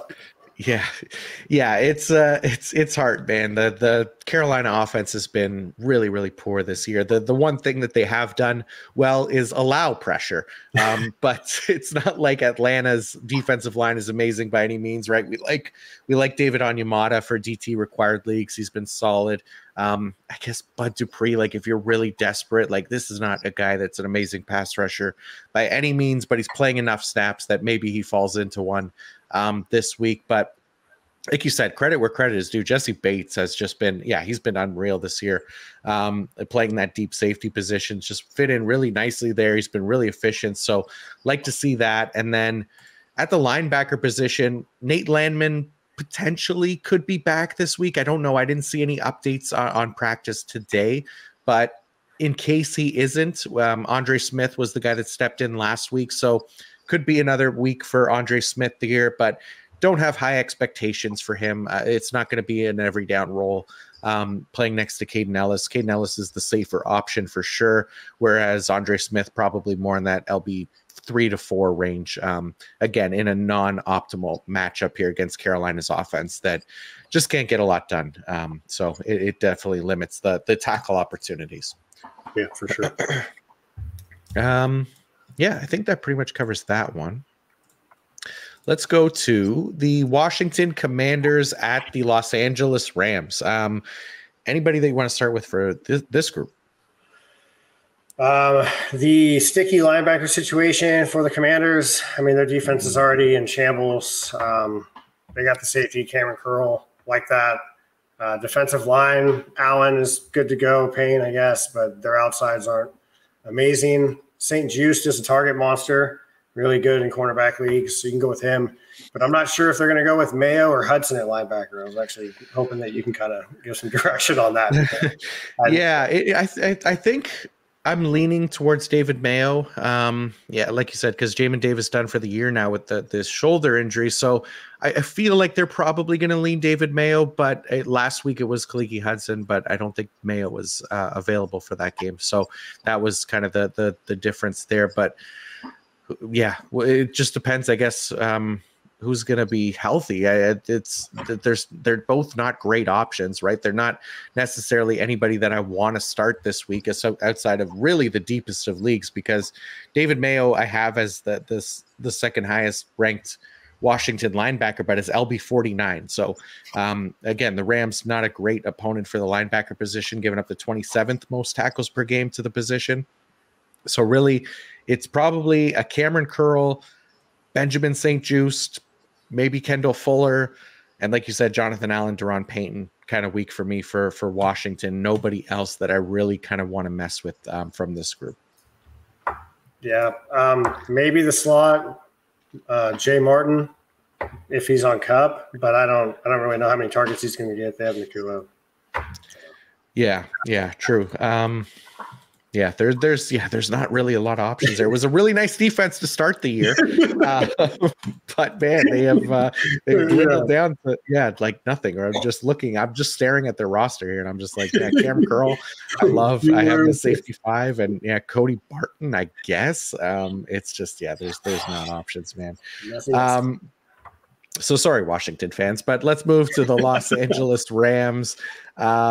And I mean, Ernest Jones, we're leaving him in lineups. He's been great. He's LB5 for me. Aaron Donald, Aaron Donald last week. I don't know if you caught any of the Rams-Ravens games, but man, he was working his ass off to get a sack against Lamar Jackson last week. Apparently he's never sacked Lamar Jackson in his career, and you could tell he really wanted it. Well, he's never sacked Sam Howell either. So Sam Howell, we know, has an affinity to take sacks. We call him the sack fetishist on this show. And I think there's a decent chance we could see an Aaron Donald get his sacks, hopefully make up for missed sacks last week and deliver with a big week this week for those DT required leagues. I mean, defensive line as well. You're playing Aaron Donald. So anybody else for the Rams for you? Yeah, pretty much anyone but Aaron Donald is getting sacks on the defensive line, right? And then they've kind of had a revolving door at linebacker too. Fuller, a decent spot starter. I think he's pretty up there on the team on tackles. Step in the box sometimes, especially with an effective LB2. I don't want to say ineffective, at least for IDP purposes. But it is wonky on the week. So, yeah, it is. Byron Young has been fine as like a low end kind of edge too, just because he has like this really nice tackle floor, and every once in a while he delivers a sack as well. Not as interested in Michael Hoyt this week, although again against Sam Howell, who has been better at avoiding sacks, but that tendency is still definitely there for him. So if you got those guys, you're in deeper leagues, you might want to take advantage of the matchup against Sam Howell. But other than that, I am with you as far as those starters go. All right, let's move to the San Francisco 49ers at the Arizona Cardinals. Mace, this is your team here in San Francisco. And so we'll let's start with them. And you know what? I should give you the ball here to get started, since this is your team. Who do you want to talk about for 49ers? I want to talk about that rookie safety, man, Jair Brown coming in. And then not even, I guess, just kind of his first slide in after Huff went down. He calls game, gets the interception, and he's just kind of not been a tackle monster, not like in the way that Jordan Battle was when he came in, but he's really solidifying his role and actually showing a lot of maturity. So I feel like the Niners did go out and sign someone else. Who was it? Another safety, because they had Odom go down. It'll come back to me. But anyways, Brown has really solidified himself in that defense. So if you can get him laid as like a DB2, DB3, I do really like that. Oh, sorry, go ahead. No, I was just gonna agree. Yeah, he's been solid, and that's pretty much exactly where I have him in the rankings. I have him as safety 20 this week, and it's a good matchup against the Cardinals, 8th most tackles to the safety position. So, I like the call there on Jair Brown. So go ahead. Sorry, I'll let you keep talking before you. Also, Javon Kinlaw in DT required leagues. If you got to have a DT2 or something, kind of rolling in there. I think Eric Armstead's going to be out. Hargrave's a little banged up. I don't know. I want to ask you about Chase Young. Chase Young he was all right. He was the main guy. I feel like on Washington, where Sweat, before they both got traded, was kind of eating up what he was putting out there. Is there a reason why he's not eating up and Bosa's doing well? Because Bosa kind of started the year without the sacks. Now he's getting them. I don't know. I feel like you should game plan for Bosa the way you game plan for like a Crosby. You know what I mean? Yeah. So it's just, I don't know. It's kind of weird to me that Chase Young is way better than anyone on the other side of Crosby, yet he can't do anything. Right? I guess in a weird sort of way. Yeah, it's been, I guess the snap share has definitely been lower than what I expected it to be. I knew it wasn't going to be as high as it was with Washington, but I didn't think it would be that big of a dip, where last week he only played 49% of the snaps, right? Where they really looked to rotate him in and out, and they put Cleveland Farrell out there. They put Randy Gregory out there. They just weren't playing him a ton. And he looked decent on his reps that he got. He's just not finishing right now, right? So that's kind of been the problem. And maybe part of the plan with Chase Young is to kind of keep him fresh and allow him to just kind of be that complement to Nick Bosa as opposed to having like both guys going at it every single snap. Because Nick Bosa, I think, played like 85% of the snaps last week, right? So it's not like they're afraid to put guys out there for a volume heavy role. It's just Chase Young still, I guess, maybe new to the team. So, and plus he's got the injury history as well. So maybe they don't want to risk that for a playoff run kind of thing. So he hasn't been as effective for IDP, I guess, since going to the 49ers, unfortunately. But I still like the metrics for him, like the pressure rate, like the pass rush grade. So I have him as like edge 24 this week, but not as excited about him as I was, I guess, with the Commanders, even though I thought it wouldn't be that big of a drop off. But there's been at least some drop off, like you said. Yeah, and maybe just kind of like what you said, they're kind of keeping him on reserve, keeping him on ice a little bit just to go. I mean, they did sign Gregory before they signed him, and he runs me, and then Farrell as well. I thought Farrell was going to at least have 6 sacks. I think he did get 1 last week, but I think he only has like 2.5 this year. But so aside from that, I got nothing else from the Niners defense. Fair. I think the only other thing, Dre Greenlaw was did not participate in practice today, so Wednesday, that is, dealing with ankle, hip injuries. I'm not sure. He's been banged up quite a bit this year, so Oren Burks could potentially be somebody to kind of keep an eye on. Have your finger on the Oren Burks trigger, I guess. If Dre Greenlaw is not available this week for if he doesn't get in another practice here before the week starts. So, that's the 49ers. Let's talk about the Arizona Cardinals now. And start with Arizona. I guess I'll start with Budda Baker, because Budda Baker, just honestly, he's continued to be really one of the most consistent tacklers at the safety position over the past few years. And this year's really been no exception. I know he's been hurt. He's missed some time, but currently ranks tied for 9th among safeties who have played at least 50% of the snaps in tackle efficiency. He's hit double-digit tackles in 2 of his 8 games this season. Like I said, missed a chunk of time, but since his return to the lineup in week 7, he ranks 5th among safeties in total tackles with 54. So another really nice matchup for him this week, going against the 49ers, who are giving up the most tackles per game to the safety position at 16.6. So really, really like this matchup for Budda Baker. I have Mez safety 4 this week, and I think he could be a really nice play to kind of keep an eye on.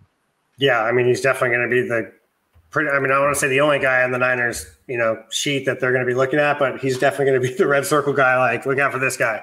Aside from that, I don't really know of anyone that I truly trust. I do want to give Dante Stills a shout. Watched him at the Shrine Bowl last year. He has done fairly well. He's tied for 2nd on the team in sacks. He's got 17 pressures. Not the, I guess the most green-colored PFF grades, but who on this Arizona defense besides Budda Baker is. Yeah. So if you have to make a paper airplane and throw a dart out there, man, I feel like Dante Stills could be your guy. Nice. I love that. Dante Stills, solid option there for IDP purposes.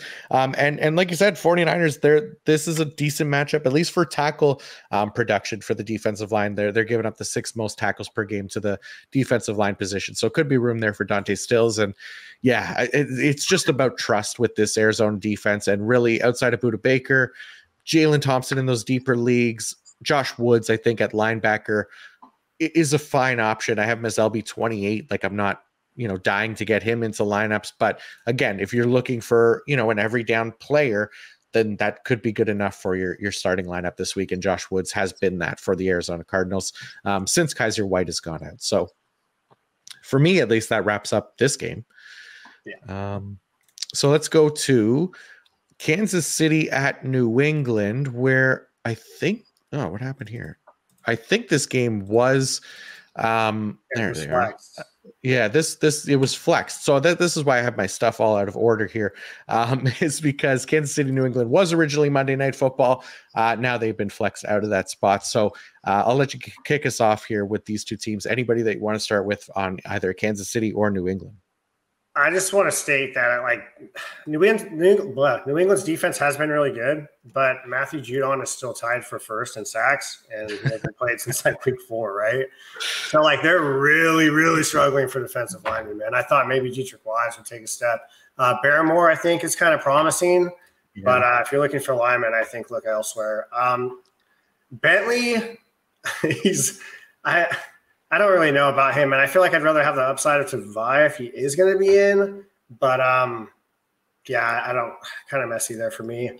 As far as safety goes, though, Jabril Peppers has been fairly decent for IDP this year, especially from a free safety standpoint. I really liked him come out of Michigan, and it's kind of just been a process for him, and now he's kind of finally finding it. But I feel like it's at the worst possible time because his head coach might not be his head coach next year. So it's not looking good for him dynasty style. But, him and Doug are pretty good plug-and-play guys. Yeah. Duggar and Peppers, they've been solid all year long. So like that, and I'm with you. The linebacker situation. Juwan Bentley really, again, just outside of that LB3 range for me. I know he's playing every down, but inconsistent as far as production goes. He plays in one of those man-heavy defenses that we kind of warn about a little bit for tackle efficiency. So that does hurt him, but Jelani Tavai has been the guy that has been more efficient with his opportunities. So could be a decent option, even though it's not, necessarily the most amazing matchup, just kind of a neutral matchup against Kansas City. I'm avoiding the defensive line as well, especially against Patrick Mahomes, who does not take a lot of sacks. So that is a pretty quick and easy look here at the New England Patriots. There's not a ton to kind of go over there. So talking about the Kansas City Chiefs now, anybody that you want to focus on for this group? I'm kind of digging George Karlaftis, man. Nice. He doesn't have the best grades, but I feel like him being on the side with Chris Jones is really nice because you got to put the focus on Jones. The Karlaftis to do his thing one-on-one good. Snead, McDuffie, nothing's really changing there. Those guys are both cornerbacks. You got to put them in. I feel like if you got them. Bolton came back last week. I wasn't really sure if he was going to get the full or what was going on, but he ended up crushing it. I think he had upwards of 8-9 tackles, something like that. Yeah, maybe more. So full speed ahead there. I think I have him as LB7 this week, just because I might change that. Gay takes a hit, but aside from Bolton and Karlaftis and Jones, that's really all I got. Yeah, no, it is. That's what it is. We're at that point in the season where we just don't want to get cute, right? We want to put the guys in that we know we can trust. We know what their snap share is going to be like. That we know what their production floors have been.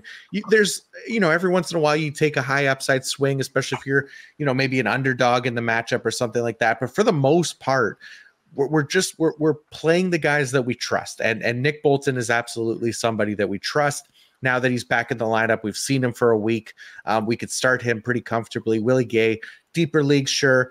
Like Drew Tranquill, if he's back this week, do not put Drew Tranquill in your lineups, right? So we've seen what that usage has been with Nick Bolton in the lineup. Drew Tranquill just hasn't had a role there. So definitely somebody to avoid even if he is active.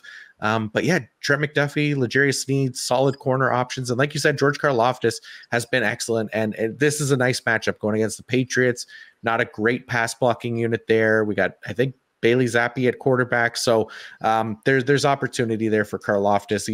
Again, guy playing quite a few snaps and a high motor guy that hopefully can finish for us this week. But outside of that, Justin Reed has been fine. It's not a great matchup. Patriots giving up 27th most tackles per game to the safety position, but you can start Reed in kind of that low end safety 2, safety 3 range.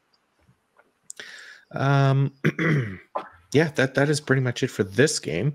So let's go to the Dallas Cowboys at the Buffalo Bills. And I'll start with let's start with the Dallas. Yeah, the Dallas linebackers, I think, are probably the most interesting for me this week. And there we go. Boom, got it. Got the right slide. The thing that I think is most interesting for the Dallas linebackers is that these guys have rotated who has been their leading snap share linebacker pretty much every week. So at least for 7 weeks in a row now. So since week 7, they have gone back and forth on who leads the team's linebackers in snaps. No guy has led the team's linebackers in snaps 2 weeks in a row. It has literally changed every game between the two. No idea if this is intentional or not, but it is pretty annoying for IDP purposes. 90% of snaps is also like a rarity for these guys. So they typically range from 85 to 70% of snaps on any given week. So week 14, it was Damon Clark that led them in snaps. So maybe that means it's Marquise Bell in week 15. I really have no idea. And when it comes to that, I kind of unsuredness and I'm just avoiding it. Like we said, this isn't a week to try to trust these guys, get cute and put them in the lineup. It's a great matchup against the Bills, who are giving up the third most tackles to the position. But I don't know that we necessarily trust these guys enough outside of deep leagues to be putting them into lineups at this point. Yeah, I agree with you. I've had a fun time putting Marquise Bell in my safety slot. Yeah. Kind of laughing as I get points from him. But even with that said, if I can pivot this week to maybe someone that like a Cameron Curl who's coming back from bye or something that I have on my roster, definitely going to go ahead and do that. I don't mind Clark, but like you said, they drafted Overshone, who didn't even really make the season, and then LVE was the main / backup plan, and he's out too. So it's kind of just been a mess. And since they really haven't had a solidified linebacker aside from Clark, they've just been rotating those safeties, like you said, and then bringing other guys in the box as well. So even the actual safeties, Hooker, Wilson, and who's the other guys? Yeah, they've all been rotating on as well. So it's IDP rotational mess. They're on brand, though. If I could take that prize pick ad that you're talking about earlier, if I could go for a pick 6 on him, I might just put some money on that. You know what I mean? But aside from that, maybe Lawrence, Parsons always, Armstrong in DT leagues. Yeah, this has been it's a really good defense, not necessarily always the most trustworthy one for IDP purposes. So like you said, it's like playing Russian roulette with their linebackers and with their safeties. So even in a great matchup, it's hard to put those guys in lineups this week. I'm trying to avoid them where I can, but yeah, Micah Parsons, Deron Bland, solid. DeMarcus Lawrence has been really good. He just hasn't always finished this year, but he's got a lot of the good pass rush metrics that we're looking for. So could be a play in deeper leagues, and the same thing with Osa Odigizua in those DT required leagues. Is like I think I have him as DT 22 this week, so don't mind him either. Anybody else for Dallas for you, or should we talk about Buffalo? No, we can go on to Buffalo. Let's do it. So Buffalo, not like a ton here either, right? So Terrell Bernard, we know, is kind of their lone every down linebacker, and we feel fine starting him. I have him as LB 18 this week. Tyrell Dodson, he's had his weeks, right, where he's been productive, but again, not a guy that is playing an every down role. He's not playing on third downs and things like that. So that makes him a little bit shakier. The only thing too that to keep an eye on is Micah Hyde, who's questionable. He left last game with an injury, so Taylor Rapp may have to play more for Micah Hyde if he's not available. I haven't seen anything as far as updates go there, so Taylor Rapp could be somebody worth picking up off the waiver wire in a positive matchup against Dallas, who's given up the 7th most tackles per game to the safety position. So good for Taylor Rapp, good for Jordan Poyer as well. But that also, depending on who they trust at safety, could mean more snaps for Tyrell Dodson because they have been replacing him with a safety. So there could be a domino effect there to try to keep an eye on. But I'm still not necessarily trusting Tyrell Dodson this week. But Teron Johnson Rasul Douglas, definitely great matchup here for them. So I feel good about starting those guys at corner. Defensive line, it becomes a little bit trickier. The Dallas offensive line is solid. Dak's done a really nice job avoiding pressures and sacks. So Greg Rousseau, Leonard Floyd, more for deeper leagues. Ed Oliver kind of on that lower range of DT1, low high-end DT2, really. Again, and not the best matchup. But anybody else for Buffalo for you that you want to talk about that I maybe missed or that you want to go further on? I mean, if you want to roll the dice, like you mentioned, Leonard Floyd, he's up against Steele. That's the right tackle. Worst part of Dallas's line if there was a weak spot. So he's a pressure beast, but doesn't always convert. So it's going to be feast or famine. Nice. Yeah, good point. Awesome. Okay, so let's move to Sunday Night Football. It's the Baltimore Ravens at the Jacksonville Jaguars. Where we want to start with this one, Mace? I guess we could go with the linebackers for the Ravens. They got Smith and Queen. I think Smith is questionable. Is it his back? Roquan? Something, yeah. I got asked about it today, and I told that person I'd check into it. I'm not really sure. Either way, it was back. If he's on the field, I'm putting him in. Patrick Queen, pressure as well. He's going to get it. Geno Stone, Williams. There's one more. Stevens as well. All been serviceable defensive backs for these guys. They're just a really good defensive unit. Kyle Hamilton's out, but Geno Stone does have time as well. So see him step in, probably guard the tight end and whatnot. But Matabuke. Oh, yeah. Dude, this guy is, I don't know, maybe he wasn't on my radar before the season. He came out of nowhere, and I guess it's his contract year. So, amazing for him, man. He might have a Sebastian Joseph Day kind of payday next year. Hopefully something like that. But aside from those guys, I'm not really playing anyone for them. Yeah, no, I like that call.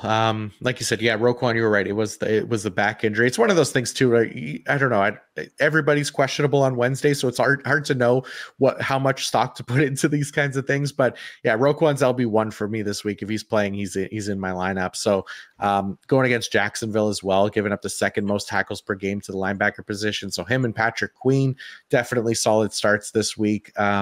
And then even, Geno Stone, like you said, could play a role here with Kyle Hamilton out, but not the best matchup for the safety position. Great matchup for the cornerback position. So Brandon Stevens, maybe Marlon Humphrey as well, if you're looking to stream somebody. But yeah, Matabuke, definitely the defensive line target with that sack streak going. And then really your desperation play for Owe or Clowney, but don't necessarily love those guys this week. Let's go to the Jacksonville side of things. And again, another really nice matchup for the linebacker position because the Ravens are giving up the fifth most tackles per game to the linebackers. So Foye Oluokun is LB2 for me this week. Devin Lloyd is LB12. So I really like both these guys. They've both been super productive, and we've loved to see that. Love the matchup for Rayshawn Jenkins as well. He's safety 14 for me this week. Jacksonville giving up the second most tackles per game to the safety position. So yeah, Rayshawn Jenkins is somebody that I could definitely be starting in plenty of leagues. Other than that, though, like Josh Allen, he's been amazing. We're starting him based on his talent and his ability. We're starting our studs, but it's not necessarily the best matchup for him going against Ronnie Stanley, Lamar Jackson, who we saw slip out of the grasp of Aaron Donald multiple times last week. So that makes it harder for Josh Allen. But again, we're trusting the talent here more than anything, and that's why he pretty much stays locked into lineup. I have him as edge 10 this week. Yeah, I'm loving Lloyd's glow up these last couple weeks, man. He's really been doing well. A question, just because I'm not really knowledgeable on it. Out of the two, Oluokun and Lloyd, who would be the spy on Jackson? Or do you think they would bring down Jenkins and then move someone to take Likely? Because they don't have Andrews in, so it's not like they're starting guys. So that was kind of like my main thing. Like I think Jenkins does have a good matchup, but if they end up pitting up against Likely, I can see Flowers and Beckham. Beckham's been really hot lately, getting more on the outside. So just something to watch out for. I mean, those are the big three that you're probably going to start anyways, right? So, I mean, no harm, no foul there, but just still something to monitor. Yeah, that's a great question. I don't know who's been playing spy there more for Jacksonville when they've had that role. That's a good one. I'd have to look into that to see kind of who has typically done it. And there is a way for me to kind of pull it up here that we could go through. Like next time you're talking, I'll try to find it as fast as I can. But yeah, that's a great call. It could be something to kind of keep an eye on there. But yeah, anything else from this this Sunday Night Football game for you? No, Josh Allen forever, man. Yeah, he's awesome. The real Josh Allen, right? No. Yeah, exactly. Yes. Shout out IDP. Josh Allen. Yeah, he's been so good this year. All right, let's move to Monday Night Football. Oh, and I got to find that slide because that was the flex one. Monday Night Football, Philadelphia Eagles at the Seattle Seahawks. And let's start with the Seattle linebackers. Bobby Wagner, I have his LB6. He's starting no matter what. Jordan Brooks probably the more interesting one because he's been a solid IDP all season. He's LB 33 for me this week. Respectable 14.2% tackle efficiency, which is tied for 17th. Even though he hasn't been playing an every down role, and that's really the only thing that hurts him for the most part. This past week, he played 85% of the defensive snaps, which is less than ideal, but it's been the norm for him, right? So, I do like his ability to kind of deliver even on that lower snap share. Is dealing with an injury, so maybe that plays a part into things here. But it's also not a great matchup going against the Eagles. They're 24th in terms of yielding tackles per game to the linebacker position. So that's actually been even lower over the last 3 games. They're down to 12.7. So Brooks is really just kind of on the fringes of starting in IDP lineups for me this week, just because the combination of snap share and the matchup this week. Yeah, I think I got him in between 30 and 35 ranked this week. Looking at the safety position, I see that they're allowing the Seahawks. Yeah. So thinking about Jamal Adams, that's a guy who I think a lot of people maybe weren't in on fully because of the injury preseason. He comes back, he has the one spike game. Aside from that, he hasn't really done much. So maybe this is an opportunity for him too, especially with Jordan Brooks. Like he does kind of sit in that box linebacker tweener role. So maybe that's something that he can do. I honestly just want to see Boye Mafe get a sack or get in the mix, man. He's kind of just been like a tumbleweed in the middle of the desert all of a sudden, man, after a hot start. So another one of those kind of straightforward defenses. You said Witherspoon's got that injury, so Michael Jackson's going to be stepping in. And then after that, they have Trey Brown. So not really much there. I don't really know. I mean, because Philly's going to have to pass, I feel like, to get it going. But the best way to attack this defense, I think, is through the run. So I don't know. I'm with you. I think it could be a nice bounce back week for DeAndre Swift for those managers that have been waiting on him the past 3 weeks or so. But there's potential there for the linebackers and stuff. But yeah, maybe Jamal Adams as well. Like you said, it's a nice matchup, but he just hasn't really done anything. Just kind of been a guy as far as IDP purposes goes. But yeah, bummer to see Devon Witherspoon injured, and a bummer to see the Boye Mafe streak of sacks come to an end, and hasn't really done a lot there lately. But so harder to trust those guys, maybe more for deeper leagues. Other than that, I mean, that's Seattle. And I was looking at Jacksonville, like you said, as far as SPY goes, these are unreviewed numbers right now. We review this kind of stuff in the off season, so nothing official here, but we don't have anybody actually as a SPY. We have Foye Oluokun being the primary hole defender in those like cover one looks, so that would be probably the closest thing to it. He's been the guy that's done that probably twice as much as Devin Lloyd has this year, so potentially it would be Foye Oluokun, keeping an eye on Lamar Jackson there, but could be a difficult task. Oh, it's not an easy one, man. The Konami quarterback, the guy. Oh, man. Yeah, that's probably the most difficult task in the league there, him and Justin Fields. Just not guys you want to be chasing down in the open field. But if there's anyone who could probably do it, it's going to be him or Lloyd, right? They've been playing well enough to where they got that good communication. Hopefully they can figure something out. I hope so. Containing him, at least. Containing him. That's the main thing. Yeah, contain him, and that'll lead to tackles. If you're facing them in the open field, those tackles, they might lead to missed tackles, basically. So, probably, right? But yeah, other than that, let's talk about the Philadelphia Eagles here to wrap it up. not a great matchup for the Eagles linebackers. This is going against the Seahawks here, who have given up the fewest tackles per game to the linebacker position. We saw Shaquille Leonard debut for Philadelphia last week. He's not ranked for me. I don't think he's going to factor in that much this week. At least I don't think. So again, another situation we just don't want to risk it. I know he's got the name with value there, but he did not play nearly enough last week. Only 17% of the defensive snaps. So no chance we'll be trusting that here in the fantasy playoffs. We did see Nicholas Morrow and Zach Cunningham. We saw their snaps come down a little bit with Leonard in the lineup. So really his presence doesn't do much for him, but it maybe potentially hurts the potential for guys like Morrow and Cunningham, which is they were down near that 80% range as opposed to every down rolls. So makes it harder for me to trust the Eagles linebackers as a whole this week. How about you? Any more faith in these guys than I have them? Because the highest one I have ranked is Nicholas Morrow at LB 37. Yeah, I was going to say, I think I have Morrow at 40 right now, and then Cunningham a little afterwards, and that's just kind of pitter-patter. That was my main question, was asking about Shaq Leonard. He does have the name, he's got the time, but maybe he's more of a situational kind of guy, almost like a Drew Tranquil that'll come in certain times, and then he has that head on his shoulders, or if you have a guy go down, then you can come in and fill that role. They also have Nakobe Dean coming back, next week, maybe the week after? Or no? Is he not? Is he out for sure too? But either way, that's just going to add to more of the mess if it does happen, because Morrow and Cunningham, were they even on the roster at the beginning of the season? I mean, obviously it's not ideal for the Eagles, even though they are playing fairly well as a whole, like the defensive unit. Reed Blankenship, he's going to be out as well. Sidney Brown coming in. Yeah, Reed Blankenship, in the concussion protocol. So, it could be another week for Sidney Brown, fellow Canadian, to get into the lineup there and hopefully have a nice week for IDP purposes. Yeah, I mean, if they're going to – I don't know, I feel like if Geno Smith is starting, they're going to have to sling the rock, man. I feel like they really need to. They need to find a presence. They need to get the heat off their running backs. Charbonnet did fairly decent against the Niners last week, but they need to create opportunities for Smith, Njigba, Metcalf, and Lockett, and Lockett needs to keep his head on his shoulders, honestly. But I think if you are going to attack this team, it's not going to be through their defensive line. You're going to have to take it to them in the secondary. Yeah, no, that makes perfect. Yeah, makes perfect sense. And I like Byard this week. He's been great all year.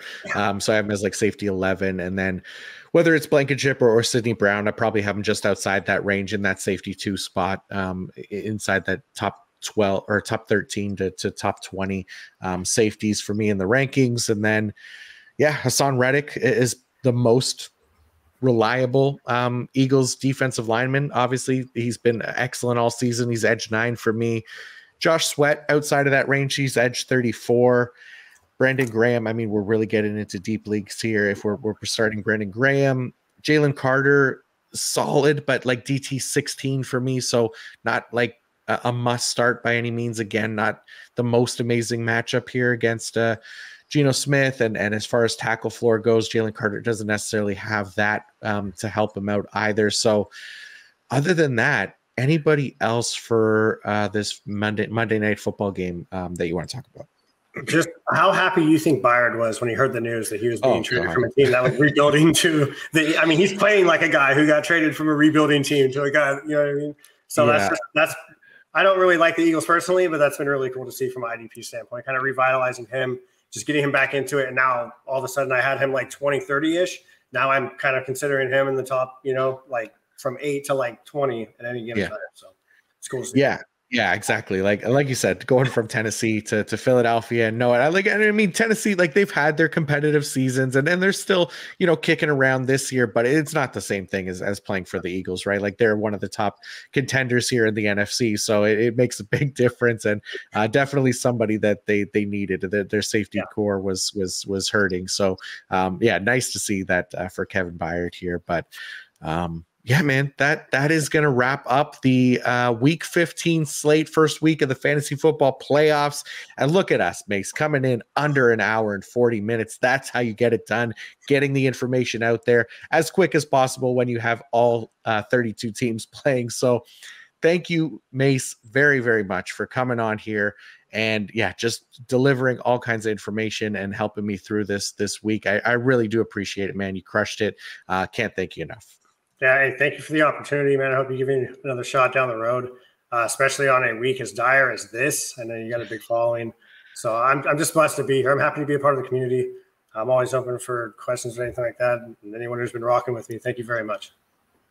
Absolutely, man. Yeah, we'll have you back for sure. It's been a pleasure to get to talk to you. This was our first podcast together, so it's very nice to get to talk to you, and I'm glad that we could get you on as well. So before you go, do please let everybody know where they can find more of you and your work as well. Yeah, so I'm a ranker and writer over at Fantasy Six Pack, and I'm on the Fantasy Pros ECR, and I'm also a featured writer there. I pop up in some of their stuff, IDP and offensive. So. Awesome, man. And for the folks looking for Mace on Twitter, he is at Cali King 49er17 on or Twitter X, whatever. You can find him there, and he's a great Twitter follower as well. Great Twitter follow as well, and I'm sure happy to answer IDP questions as well. So great stuff, Mace. Really do appreciate it. Thank you. Thank you to everybody for tuning in. Good luck in the fantasy football playoffs. It is going to be a grind. You're going to get through it week by week. We're going to keep coming back here, previewing these weeks, going over the top matchups. So thank you all for listening. Please don't forget to like and subscribe to the PFF Fantasy YouTube channel. And again, if you're looking for more of my work, it's all up on PFF.com. We got the IDP Fantasy Report, IDP rankings. Both of those links are in the episode description as well. You can check those out now. And yeah, again, good luck in the fantasy playoffs. And until next time, peace out.